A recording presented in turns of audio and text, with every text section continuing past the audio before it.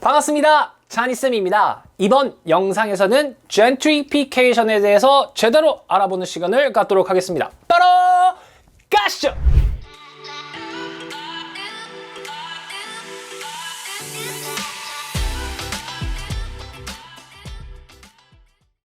자, 선생님이 이 영상을 제작하게 된 것은요, 지금 대학원에서 선생님이 도시지리 수업을 듣고 있는데 제가 몰랐던 젠트리피케이션에 대해서 너무나 제대로 알게 되어서 이거를 학생들과 그리고 혹시 이 유튜브를 시청하는 사람들이 제대로 좀 알았으면 좋겠다 하는 마음에서 영상을 제작하게 되었습니다.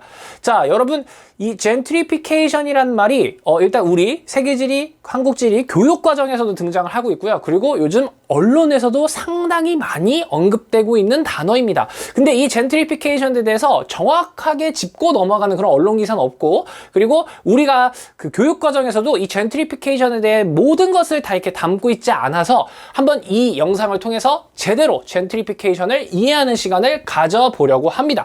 자, 이 젠트리피케이션을 제대로 이해하기 위해서는요, 우리가 도시 구조에 대해서 정확히 알고 넘어가야 됩니다. 한번 알아보고 갈게요. 자, 여러분, 도시의 모양은 뭐 이런 모양일 수도 있고요, 뭐 이런 모양일 수도 있고, 이런 모양, 이런 모양, 이런 모양, 이런 모양, 여러 가지 모양들이 있습니다. 도시의 모양은 다 제각각이니까. 그리고 여기 뭐 지형, 지물 같은 것들이 있을 겁니다. 자, 여기서 가장 중요한 핵심 개념이 하나 나옵니다. 그게 뭐냐면 접근성입니다. 여기서 가장 접근성, 이 도시 내에서 접근성이 가장 높은 지역들은 어디일까요? 자, 이 접근성이라는 게 뭐냐면 내가 거기에 접근하기 쉬운 정도를 얘기하는 거죠. 여기에 내가 얼만큼 쉽게 갈 수 있어, 접근할 수 있어, 그거를 접근성이라고 얘기를 합니다. 자, 이 삼각형 모양에서, 저기 있는 삼각형 모양에서 가장 접근성이 뛰어난 곳이 어디입니까? 바로 중심이죠. 사각형에서도 역시 중심이죠. 오각형도 역시 중심이에요. 그리고 저 모양은 무슨 모양이라고 할지 모르겠는데, 여러분, 저 검정색이 아닌 부분은 도시가 아닌 거예요. 그러니까 저기서 가장 어디든지 오기가 쉬운, 접근성이 높은 곳은 한 요쯤이 될 거예요.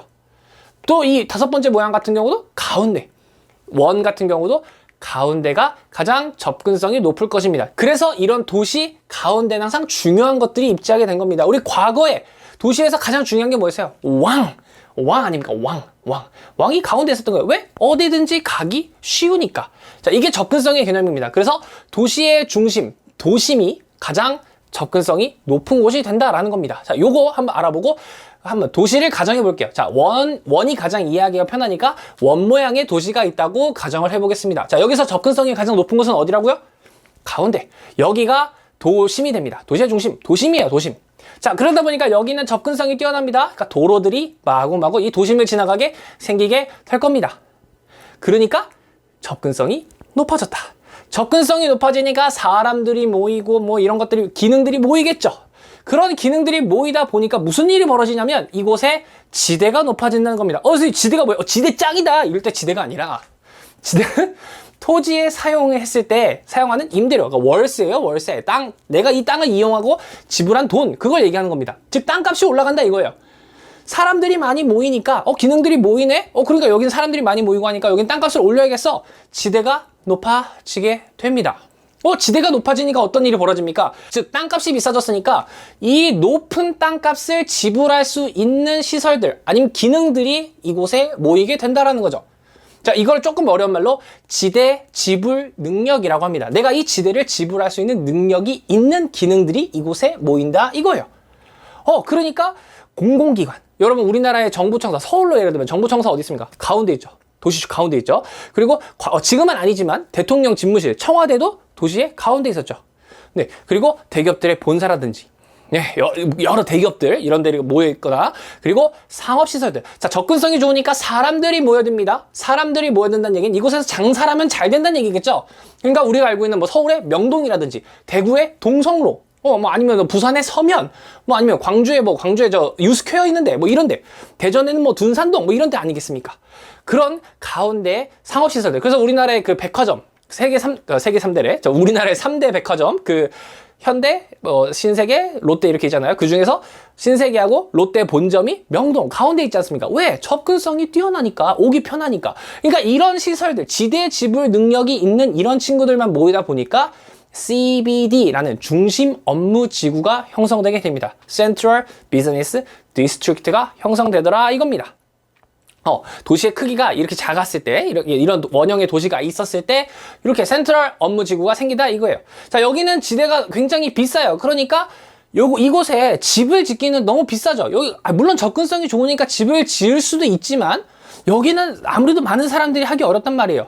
여기다 공장 지으려고 봤더니, 공장은 뭔가 물건을 팔아서 이윤을 남겨야 되는 곳인데, 땅값이 비싸지면 생산비가 올라가잖아요. 그럼 난 손해를 보는 거 아니야. 그러니까, 공업 기능이나, 공항 같은 거, 공항도 가운데 지을 순 없죠. 여러분, 공항도 이렇게 바깥에 외곽 쪽에다가, 도시 외곽에다 짓겠죠. 그리고 주거 기능, 사람들이 사는 곳, 군사, 군대도 있어야죠. 군대 같은 거 쫙, 군대도 좀 이렇게 도시 쪽에 이렇게 있고, 주거 기능도 이렇게 생기고, 또 공업 기능, 주거 기능, 그리고 사람들이 할 수 있는 상업 기능, 상업 기능 이렇게 있고, 또 사람들이 또 즐길 수 있는 여가 시설, 놀이기구라든지, 놀이공원이라든지 아니면 공원 같은 것도 만들어줘야 되잖아요. 이런 여가 시설 같은 것들이 막 생긴다 이겁니다. 이게 도시가 형성된 겁니다. CBD가 있고 각 기능들이 모여가지고 이런 식으로 도시의 역할들을 분담해서 생기게 되더라. 자, 그러다 보니까 이 도시에 가면은 일자리가 많대. 이 도시에 가면은 에버랜드도 있고 즐길 게 많대. 여기 도시에 살 곳도 많대. 그러다 보니까 사람들이 모이게 됩니다. 사람들이 계속해서 이 도시로 모이게 돼요. 그럼 이 도시는 이 몰려오는 사람들을 감당할 수가 없는 겁니다. 어떡하지? 이 도시 어떡하지? 그렇다고 사람들을 내보내요? 사람들은 수요에 따라서 이렇게 오는 건데? 그럴 수 없잖아. 그러니까, 어떤 결단을 내리게 됩니까? 도시를 확장하게 됩니다. 우리 서울시 같은 경우도 원래 한강 이북만 서울이었죠. 근데, 이거 너무 많은 사람들이 오다 보니까 개발한 거죠. 그게 강남이잖아요. 한강 이남, 강남 개발하고 쭉쭉쭉 개발한 거잖아요. 도시의 크기가 커지게 됩니다. 도시의 크기가 커지니까 도로 연장돼야겠죠? 도로 쭉 연장됩니다. 도로 쭉 연장되고, 자, 도시가 커지다 보니까 저기도 지금 센트럴 비즈니스 디스트릭트 중심 업무 지구는 있지만 그 주변에 이제 도심이 되었죠. 도심이니까 접근성이 올라가고 지대가 올라가게 됩니다. 그러다 보니까 바깥쪽에 이제 또 공업 시설이 생기기도 하고 주거 기능도 생기고 상업 기능도 생기고 그리고 군사 기능이 저 안에 있었더니 너무 이 높은 땅값을 부담할 수가 없어요. 바깥으로 나갑니다. 나 공항인데, 여기 도시 안에 있다고 사람들이 막 뭐라 해. 그러니까 외곽으로 옮기게 됩니다. 여러분, 서울의 처음 공항은 여의도에 있어서 여의도가 원래 공항이었어요. 근데, 이거 도시 한가운데 이렇게 공항이 있으면 어떡해? 그래서 어디로 간 거예요? 김포로 간 거예요. 김포로 간 거. 그리고 공업 기능도. 나는 싼 생산비를 이용해서 해야 되는데, 어떡해. 그래서 바깥으로 나가기도 하고요. 그리고 바깥에 또 다른 공업 지역이 생기기도 하고 주거 기능도 막 생기고 중거 기능 생기고 또 여가 시설도 생기고 이런 식으로 계속 생기는 겁니다. 상업 기능 또 생기고 이런 식으로요. 자, 그럼 이 도시 바깥에 이게 커진 도시에서도 주거 기능, 상업 기능, 공업 기능 막 이런 것들이 막 생겼어요. 그럼 여기도 연결해주는 교통로가 생겨야겠죠. 저기 생겼어요. 네. 교통로가 생겨야겠죠. 교통로가 생겨야 됩니다. 자, 교통로가 생기고 나니까 또 여기 지금 파란 색깔 원으로 색칠된다 한번 봐주세요. 여기도 도로가 여러 개가 교차하는 지점이네요. 즉 여기도 접근성이 높아진 곳이겠네요.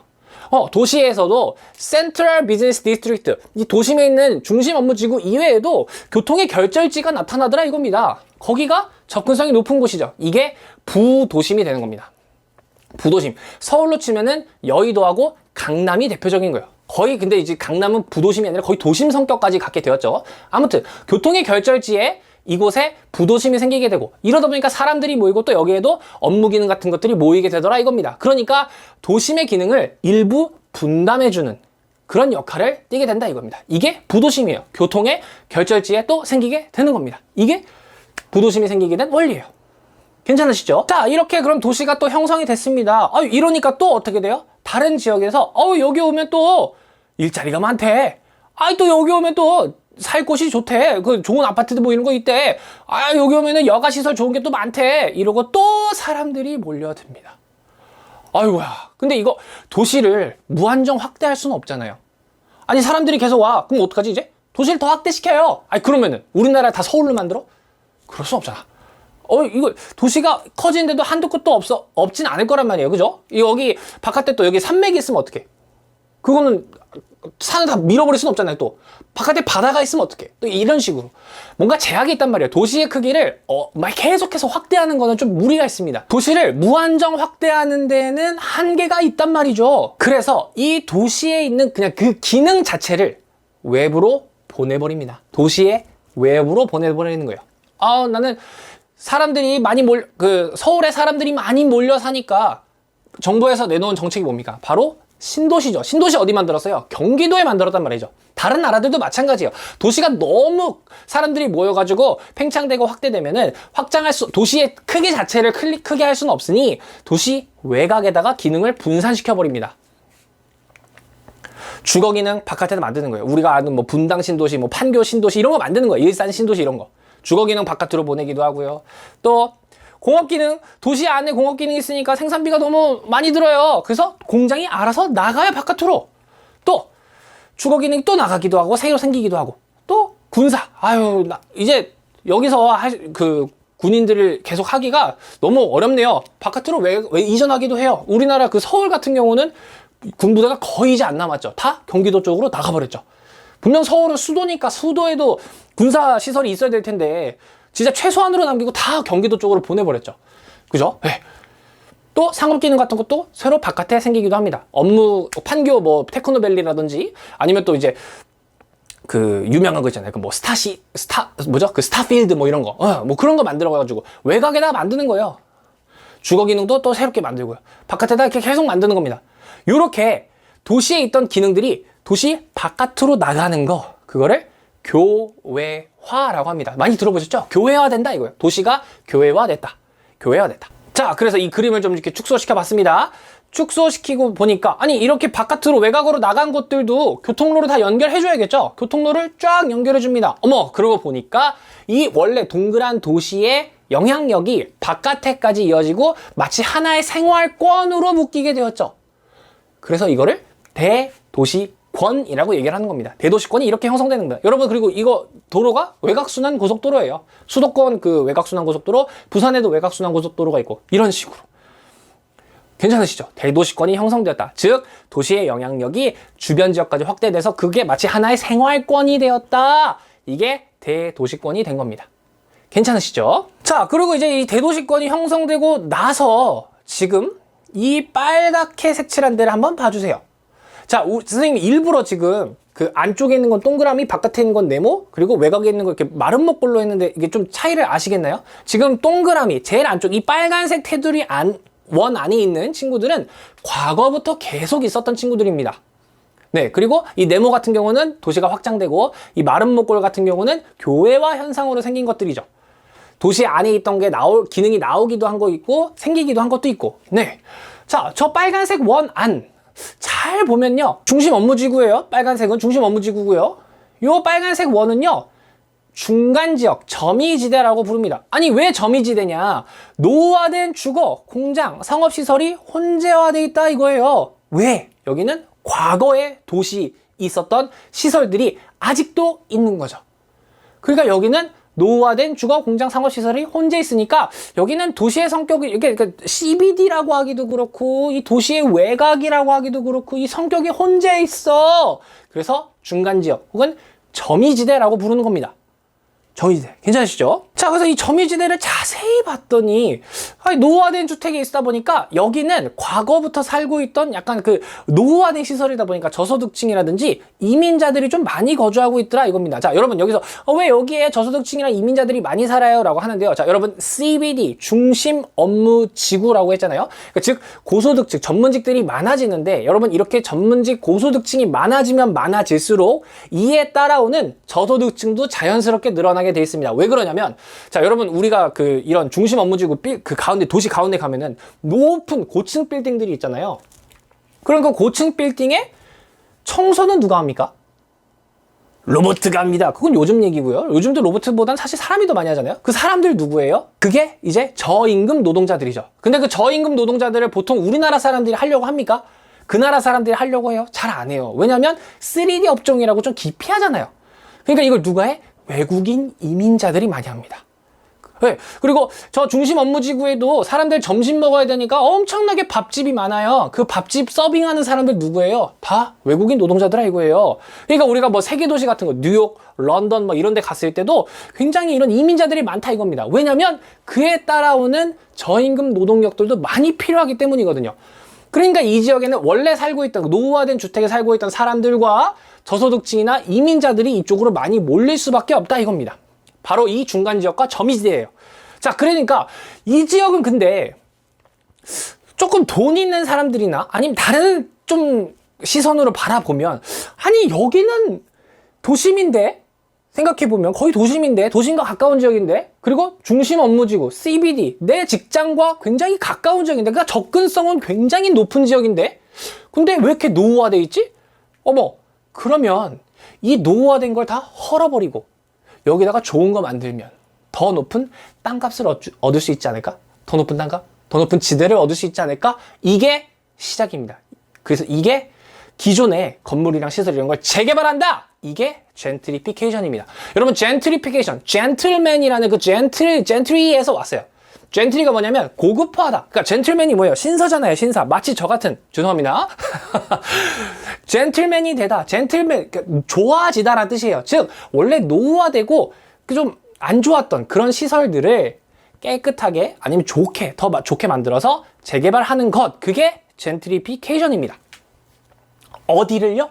도시의 점이지대요. 도심과 가까운 이 점이지대 중간 지역을 재개발하는 게 젠트리피케이션입니다. 자, 그래서 젠트리피케이션에 대해서 제대로 알고 넘어가야 될 것 같아요. 그래서 영어 정의를 갖고 왔어요. 자, 우리 같이 해석해 보자고요. 이 정도는 해석할 수 있어요.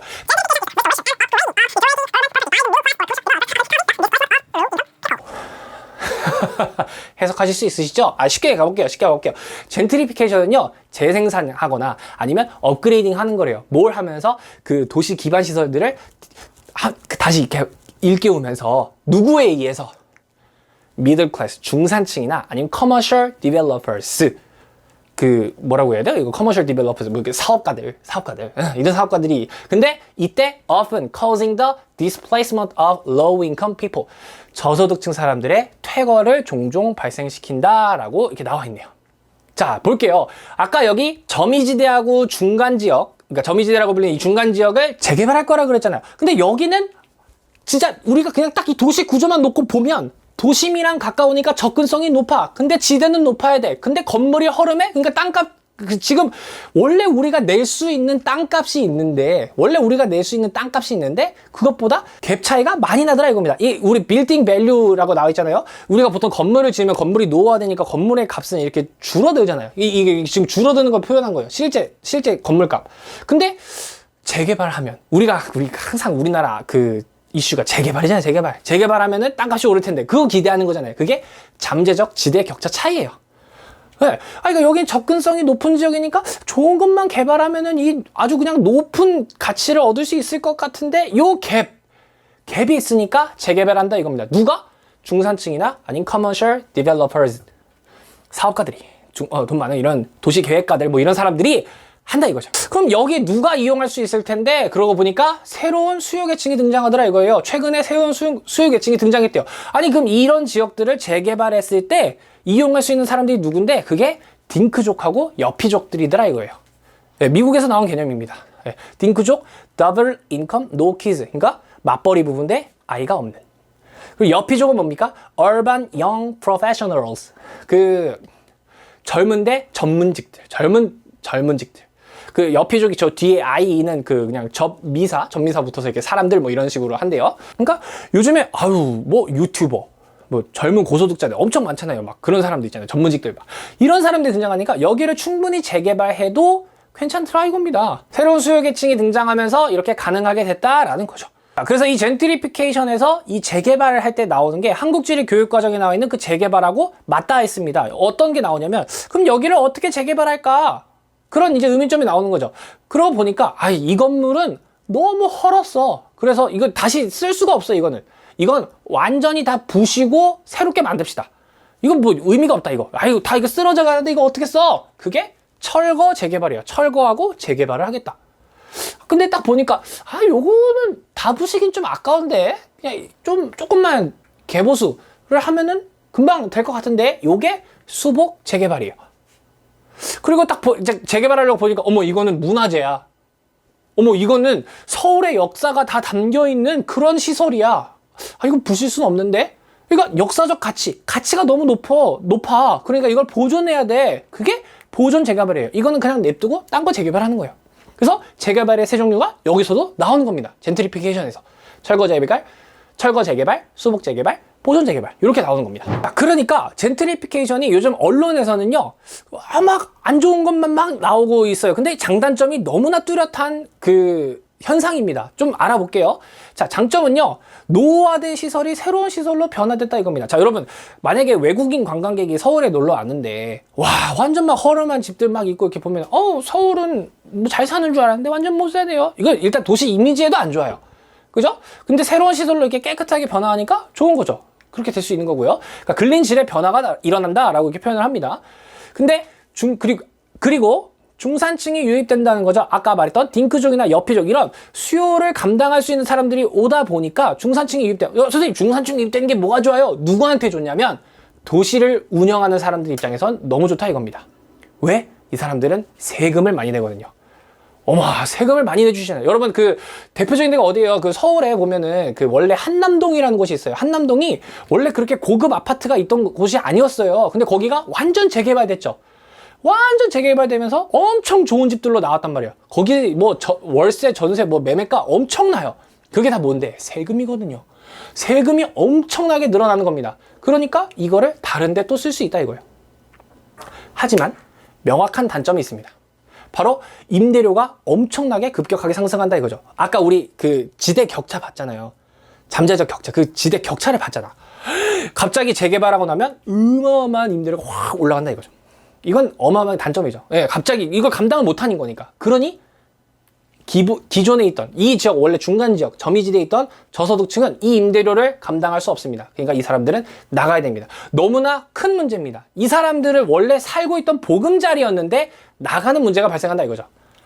그러니까 이 장단점이 너무 뚜렷한 뭐 현상이라고 보시면 되겠습니다. 젠트리피케이션이요. 그래서 너무 단점만 있는 거 아니야? 이렇게 생각하시면 안 돼요. 장점도 물론 있어요. 근데 언론에서는 좀 거의 이 단점을 많이 부각해서 보여주고 있으니까 사람들이 젠트리피케이션 하면 나쁜 거 이렇게 생각을 한단 말이에요. 아니라는 거죠. 장점과 단점이 명확한 거랍니다. 근데 단점이 너무 크다. 너무 크리티컬하다 이거죠. 그러니까 이들은 그럼 어떻게 할 건데? 재개발할 거야. 재개발할 건데 너네 살 곳은 알아서 정해. 이건 아니잖아요. 그죠? 이들의 죽은 어떻게 할 것인가가 가장 큰 문제이기 때문에 단점이 너무 명확하게 보이니까 그렇지만 장점도 있는 현상이다라는 걸 알아주셨으면 좋겠습니다. 자, 그래서 우리나라의 사례를 좀 보여드리려고 합니다. 그 어떤 도로가 있고 여기 이제 도로에 이제 통행하는 사람들이 있었겠죠. 자, 이 도로에 우리나라 같은 경우는 이 도로에 누가 오냐면 소상공인들이 모였어요. 소상공인들.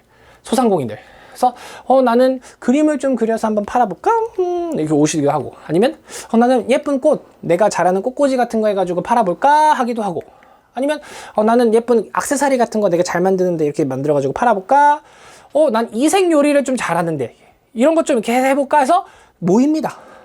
그래서 이런 소상공인들이 모인 뭔가 거리가 하나 만들어져요. 그러면 우리나라는 SNS로 어마어마하게 소문이 납니다. 어머! 여기가 엄청 핫플레이스래. 여기 핫플레이스래. 이러고 사람들이 막 모여요. 이야, 그러면 이 소상공인들도 소득이 늘어나겠죠. 사람들이 많이 오니까요. 소득이 많이 늘어나니까 건물주 입장에서는 야, 보니까 너 돈 많이 번다. 그럼 여기 월세 올려야지 생각을 하겠죠. 그리고 여러분, 이 많은 사람들이 오는 곳이라면 누가 눈독을 들여요? 대기업 프랜차이즈들이 딱 눈독 들이기 좋지 않습니까? 여기 이렇게 음식점 많고 사람들 막 줄 서 있잖아요. 그럼 줄 서 있을 때 힘들어. 근데 내가 늘 가던 프랜차이즈가 바로 옆에 있어. 그러면 사람들은 간단 말이에요. 이거를 놓칠 리가 없단 말이에요.